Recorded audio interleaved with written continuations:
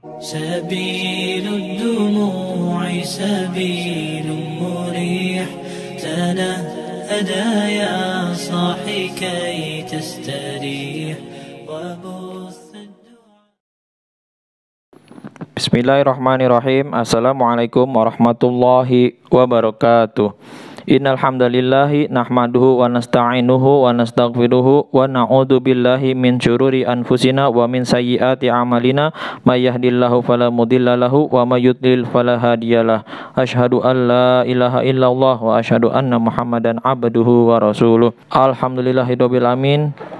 Pada kesempatan kali ini izinkan Al-Fakir membacakan kelanjutan kitab Fadilah Amal, masih di dalam subbabnya Fadilah Ramadan dengan tema beberapa keistimewaan bulan Ramadan. Setelah menjelaskan ibadah sunnah di bulan Ramadan, baginda Rasulullah SAW bersabda tentang keutamaan dan adab-adab bulan Ramadan.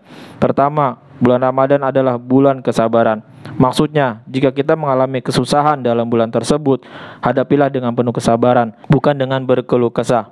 Sebagaimana kebiasaan sebagian orang ketika bulan Ramadan jatuh pada musim panas, demikian juga jika tertinggal sahur, kita sudah mengeluh semenjak selepas subuh.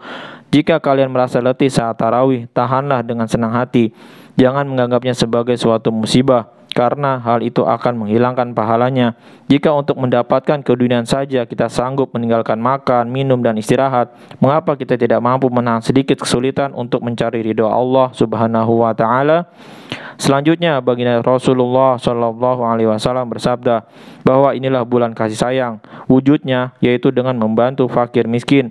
Jika ada 10 jenis makanan yang kita sediakan untuk berbuka, sekurang-kurangnya 3 atau 4 dari jenis makanan itu disisihkan untuk fakir miskin. Jika kita tidak dapat memberikan yang lebih baik dari yang kita makan, paling tidak kita berikan yang sama dengan yang kita makan. Berapapun kemampuan kita, sisihkanlah sebagian makanan berbuka dan bersahur kita untuk fakir miskin. Dalam setiap urusan, para sahabat radhiyallahu anhum merupakan contoh nyata bagi kita. Keteladanan amal soleh mereka telah terbuka untuk kita ikuti. Terdapat ratusan, bahkan ribuan peristiwa yang menyangkut diri mereka yang dapat membuat kita kagum.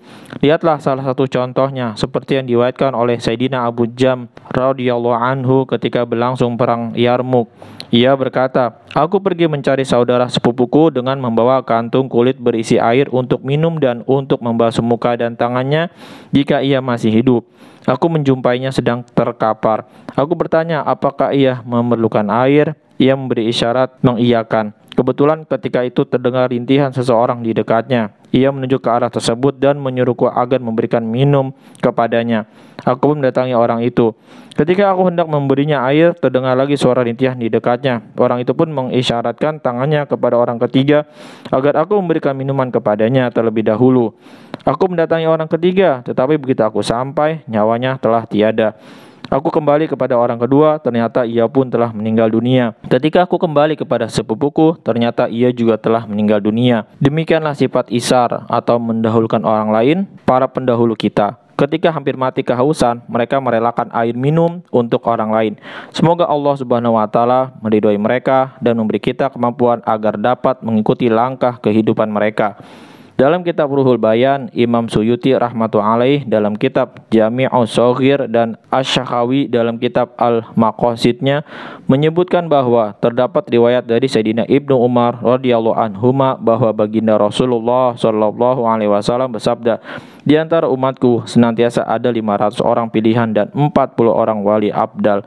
Jika salah seorang di antara mereka meninggal dunia, maka langsung akan ada penggantinya." Para sahabat radhiyallahu anhum bertanya, apakah amalan istimewa mereka? Beliau bersabda, mereka memaafkan orang yang menzaliminya, berbuat baik kepada orang yang berbuat buruk kepadanya, dan berbagi rezeki dengan sesama. Hadis lain menyebutkan, barang siapa memberi makan kepada orang yang lapar, memberi pakaian kepada orang yang telanjang, dan memberi tempat bermalam kepada musafir, Allah Subhanahu wa Ta'ala pasti akan melindunginya dari huru-hara kiamat. Syekh Yahya Barmaki rahmatullahi biasa memberikan 1000 dirham kepada Syekh Sufyan Tsauri rahmatullahi setiap bulan.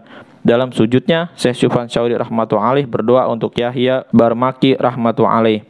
Ya Allah, Yahya telah mencukupi keperluan duniaku, maka melalui rahmat-Mu cukupilah kebutuhan akhiratnya.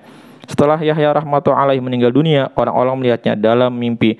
Mereka bertanya kepadanya, bagaimana keadaanmu? Yahya rahmatullahi alaihi menjawab, melalui doa Sufyan, Allah subhanahu wa ta'ala telah mengampuni dosa-dosaku. Selanjutnya, baginda Rasulullah sallallahu alaihi wasallam bersabda tentang keutamaan memberi makan kepada orang yang berbuka puasa.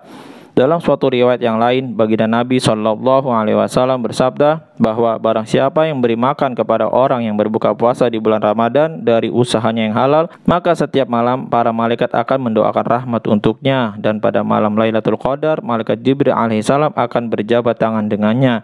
Barang siapa berjabat tangan dengan malaikat Jibril alaihissalam, tanda-tandanya adalah hatinya menjadi lembut dan air matanya akan mudah mengalir. Syekh Hamad bin Salamah rahmatullahi alaih, seorang muhadis yang masyhur, biasa memberi makan kepada 50 orang untuk berbuka setiap hari.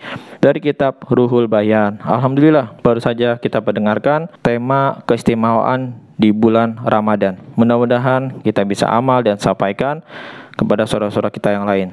Subhanakallahumma wa bihamdika asyhadu alla ilaha illa anta astaghfiruka wa atubu ilaik. Assalamualaikum warahmatullahi wabarakatuh. سبيل الدموع سبيل مريح تنهدى يا صاحي كي تستريح وبث